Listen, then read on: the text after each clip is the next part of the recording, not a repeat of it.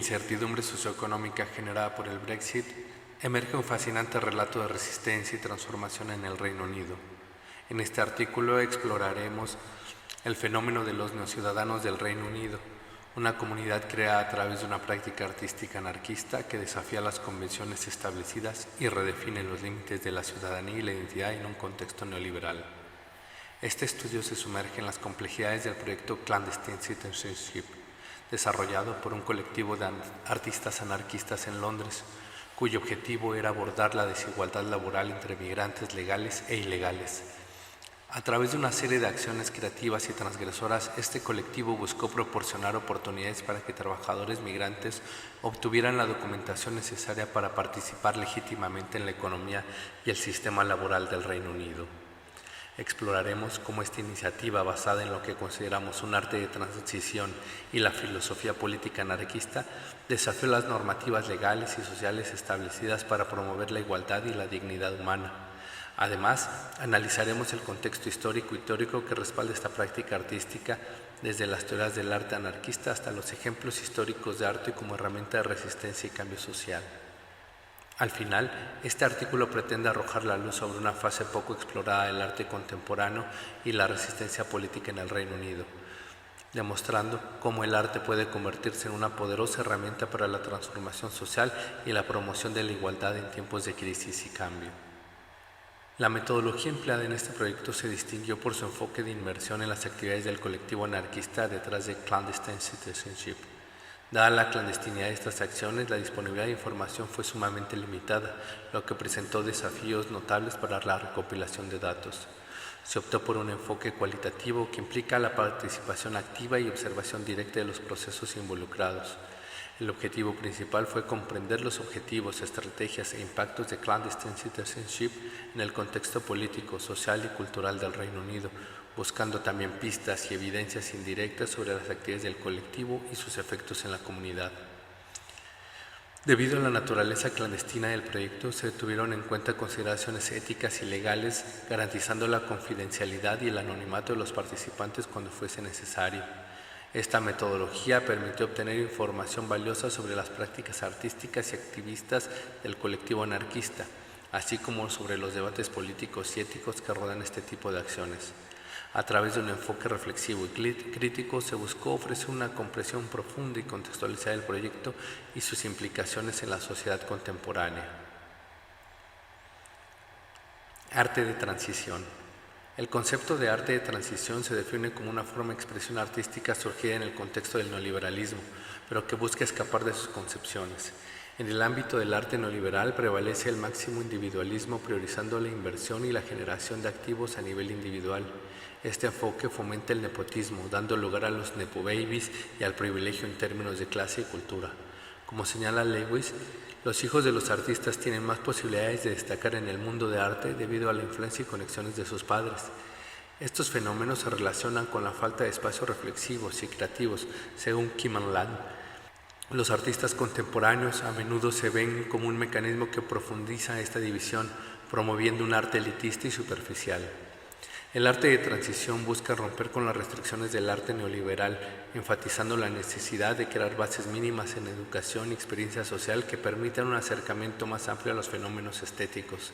Esto implica superar la desconexión entre el arte contemporáneo y el público en general, evitando que el arte se convierta en un mecanismo elitista de validación según la perspectiva anarquista sobre el arte. Desde esta perspectiva, la creación artística se entiende como una capacidad inherente a todos los seres humanos que debe ser cultivada. En la sociedad actual, el proletariado a menudo carece de tiempo para el ocio creativo debido a las demandas de su vida laboral. Sin embargo, esta capacidad creativa es esencial para el desarrollo humano. La creatividad se considera una herramienta primordial en la gestión de recursos y la resolución de necesidades básicas, y su perfeccionamiento abre la puerta a la creación de objetos estéticos y al disfrute de la creatividad con la finalidad de reinterpretar la realidad. La imposición de la lógica de mercado en la producción de obras de arte ha llevado a los artistas anarquistas a desarrollar el arte de transición. Este concepto describe un mecanismo que les permite sobrevivir y prosperar en el mundo del arte sin renunciar a sus principios anarquistas fundamentales. Las características principales de este arte de transición se oponen al sistema vigente, buscando mantener precios asequibles y una producción asequible para toda la sociedad. Esto implica romper con la lógica de mercado que a menudo eleva los precios de las obras de arte y las convierte en objetos de lujo para unos pocos privilegiados, según Franklin. Para el colectivo Non-Fit, este enfoque incluye estrategias con la producción de obras asequibles, la participación en proyectos comunitarios, la colaboración con organizaciones sin fines de lucro, la creación de espacios de arte accesibles y la promoción de una cultura de aprecio por el arte en todas las capas de la sociedad. El objetivo final es transformar la percepción de arte como algo exclusivo y elitista en una visión en que el arte sea una herramienta para la expresión, la reflexión y la participación de todos los individuos independientes de su posición económica. El arte de transición se convierte en una herramienta efectiva para combatir el neoliberalismo y cuestionar la economía de la experiencia estética. Esta se refiere a la veneración de la imagen y cómo el neoliberalismo ha impulsado a través del avance tecnológico una relación de alto consumo entre la producción y el consumo de imágenes. La obsesión del mercado por generar y consumir imágenes ha tenido un impacto económico notable, donde la impresión visual y la superficialidad dominan sobre la profundidad y la reflexión. En contraste, el arte de transición busca desafiar esta dinámica al centrarse en la creación de obras que no solo critiquen el consumismo visual, sino que también fomenten una conexión más auténtica entre el arte y el espectador, desafiando así al mercado elitista. El arte de transición se fundamenta en la idea de que el arte es una actividad humana, un lenguaje abstracto y consciente capaz de reproducir cosas, construir formas o expresar una experiencia si el producto de esta reproducción, construcción o expresión puede deleitar, conmover o impactar y de esa manera transformar la realidad del individuo.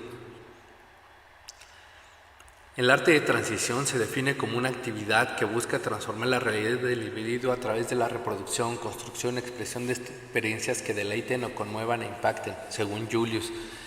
Este enfoque implica desafiar y redefinir los límites establecidos en la actividad artística en contraste con la lógica restrictiva del neoliberalismo en el arte, que tiende a excluir creaciones que no se ajustan a sus criterios económicos. La diferencia fundamental entre el arte neoliberal y el arte de transición radica en la búsqueda de una definición del arte. Mientras que el primero tiende a negar una definición para satisfacer intereses económicos, el segundo desafía y amplía constantemente los límites del arte en busca de nuevas formas de expresión y significado, según Proudhon. En este contexto, el proyecto Clandestine Citizenship, desarrollado por un colectivo de artistas anarquistas en Londres entre el 2015 y el 2019, destaca por su capacidad para multiplicar su impacto en el Reino Unido. El proyecto aborda la transgresión de los límites artísticos y la redefinición de la experiencia artística en el contexto neoliberal británico. El proyecto se originó en una reunión informal en un pub del este de Londres en 2015, donde un grupo de amigos y camaradas anarquistas de origen latinoamericano identificaron la disparidad salarial entre los trabajadores con documentación legal y aquellos sin ella, con un problema fundamental relacionado con la migración. La brecha salarial entre trabajadores con y sin documentación legal, con sueldos mínimos de 6.70 libras y 2.50 libras por hora respectivamente, fue el punto de partida para Clandestine Citizenship. Este proyecto anarquista se propuso abordar las desigualdades laborales y la explotación de los trabajadores migrantes indocumentados en el Reino Unido. En el Reino Unido, obtener un National Insurance Number, NIN, era crucial para trabajar legalmente. Para obtenerlo era necesario presentar documentación en el Job Center como pasaporte y contrato de alquiler. Este número era esencial para participar en la economía del sistema laboral del país, ya que se solicitaba como evidencia del estatus legal a los empleadores. El colectivo anarquista se propuso enfrentar esta desigualdad mediante la creación de documentos de identidad que facilitaran el acceso al NIN para todos. Estos documentos, elaborados y probados en job centers, permitieron que todos, independientemente de su estatus migratorio, pudieran obtener la documentación necesaria para trabajar legalmente en el país. Esta iniciativa ejemplifica la determinación del colectivo anarquista para abordar directamente la explotación laboral y la desigualdad, promoviendo la igualdad en el ámbito laboral del Reino Unido. El colectivo adoptó un método para aumentar la producción de documentos de identidad, asignando nacionalidades europeas específicas según el origen de sus compañeros inmigrantes, basándose en conexiones históricas y lingüísticas. Por ejemplo, se otorgaba un pasaporte español a los latinoamericanos y pasaporte portugueses o italianos a otros emigrantes según correspondía. Este enfoque buscaba superar barreras burocráticas y desigualdades en acceso a la documentación legal, promoviendo la igualdad de oportunidades laborales y económicas. La influencia del colectivo creció, produciendo miles de documentos de identidad utilizados en diversos job centers del Reino Unido, sin posibilidades de rastreo. En estos centros se enfocaron en brindar empleo a quienes lo necesitaban y cumplían con los requisitos, sin profundizar en la autenticidad de los documentos presentados.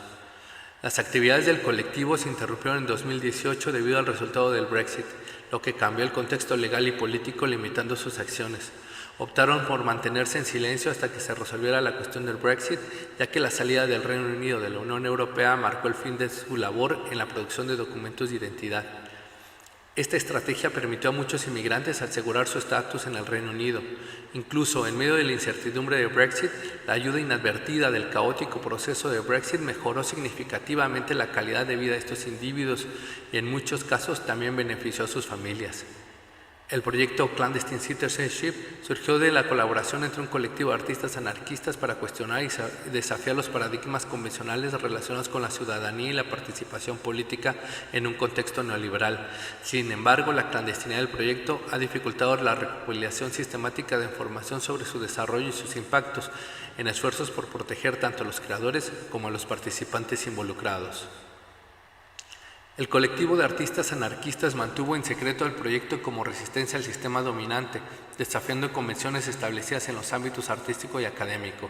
Esta transgresión defendía la dignidad humana, respaldada por principios de la Human Rights Act de 1998 y la Magna Carta de 1215, que garantizan derechos fundamentales. El proyecto Clandestine Citizenship se veía como una forma de hacer valer estos principios y repensar las normativas, incluso siglos después de la creación de la Magna Carta británica, según Pickering en 1767. En esencia, el proyecto se basó en la convicción de que desafiar la ley era esencial para promover la igualdad y proteger la dignidad humana. Las acciones del colectivo buscan cuestionar las regulaciones existentes en nombre de los derechos fundamentales de las personas. La conexión entre la transgresión y la expresión artística es fundamental en un contexto histórico y social, según Julius. Este proyecto artístico no causó daño ni pérdidas, sino que permitió a la corona británica obtener nuevos ciudadanos que podían enriquecer cultural y financieramente a la sociedad. Las acciones del proyecto Clandestine Citizenship no buscaron causar perjuicio, sino corregir desigualdades y promover la inclusión en la sociedad británica, demostrando el potencial de las prácticas artísticas para la transformación social y la defensa de valores como la dignidad y la igualdad. Este artículo ofrece un análisis detallado del proyecto Clandestine Citizenship, explorando su contexto, desarrollo y significado en el panorama artístico y político contemporáneo. Al examinar su naturaleza clandestina y sus implicaciones en relación con el neoliberalismo y el arte anarquista, se profundiza en las dinámicas que moldean la práctica artística y la resistencia política en la actualidad. Además, al resaltar la falta de documentación y la dificultad para acceder a información detallada sobre el proyecto, este artículo intenta registrar y contextualizar una iniciativa que desafía las convenciones establecidas en el arte y la política. En última instancia, contribuye a ampliar nuestro entendimiento de estrategias de resistencia y las formas de expresión artística que surgen en respuesta a las condiciones socioeconómicas y políticas contemporáneas. Clandestine Citizenship se identifica como un proyecto de arte de transición que desafía las normativas legales y prioriza el acceso radical de las personas con menos recursos a propuestas culturales, teniendo un impacto transformador en sus vidas. Este enfoque se alinea con la definición del arte de transición propuesto por Brunetto, quien analiza cambios en las tendencias artísticas dominantes a lo largo de la historia, destacando la migración del barroco al clasicismo en el arte religioso español del siglo XVII al siglo XVIII. El Instituto de Arte Latinoamericano en la Universidad de Chile, creado en 1970, es un ejemplo destacado del arte de transición, como señala Cofré en el 2019. En medio de un triunfo del socialismo en el país, surgió una cultura de transición que buscaba usar la cultura como herramienta de cambio. Los artistas organizados en comisiones propusieron un arte revolucionario destinado a liberarse del elitismo burgués y convertirse en un arte socialista. Participaron artistas y teóricos como Ignacio Colombres, Ricardo Carpani, León Ferrari, Amalia Poleri, Jorge Santamaría, Graciela Carnevale, Gustavo Poblete, Mario Pedrosa, Miguel Rojas Mix, José García, Lautaro Labé, Hernán Messi, Víctor Contreras, Delia del Carril, Bernay Troncoso y María Luisa Soñoret, mientras que Gabriela Bocchi y Margarita Paxa actuaron como observadoras. Durante la Revolución de Octubre en Rusia, muchos artistas de origen burgués se esforzaban por crear un arte más accesible al pueblo, según Gutiérrez. Esta transformación del arte hacia un servicio más cercano al pueblo, promovida por figuras como Lunacharsky, comisario de institución bolchevique, representa un claro ejemplo del arte de transición. La divergencia surgió cuando los artistas consideraron la libertad creativa individual contraria a la expresión artística colectiva defendida por los bolcheviques. Trotsky destacó esta dinámica al describir el surgimiento de un arte de transición que, aunque relacionado con la revolución, no constituía el arte revolucionario según la visión bolchevique. Esto ilustra cómo el arte de transición se sitúa en una fase intermedia entre el antiguo orden y una nueva expresión artística. El arte contemporáneo en el contexto del neoliberalismo está estrechamente vinculado a las dinámicas de poder y a la estructura socioeconómica imperante. Las formas artísticas reflejan en gran medida los valores y las exigencias de mercado, situándolas en consonancia con las normativas y expectativas establecidas por el sistema. Por el contrario, el arte anarquista busca emanciparse de las restricciones impuestas por el neoliberalismo y aspira a encarnar principios de libertad, solidaridad y mutualismo. Sin embargo, la influencia omnipresente del paradigma neoliberal dificulta la plena realización de esta aspiración, ya que los artistas se ven inevitablemente influenciados por las dinámicas económicas y las demandas del mercado. En consecuencia, la práctica artística y cultural se ve intrínsecamente enraizada en el neoliberalismo, lo que le obstaculiza su potencial para manifestarse como una expresión genuinamente libre y mutualista conforme a los principios anarquistas.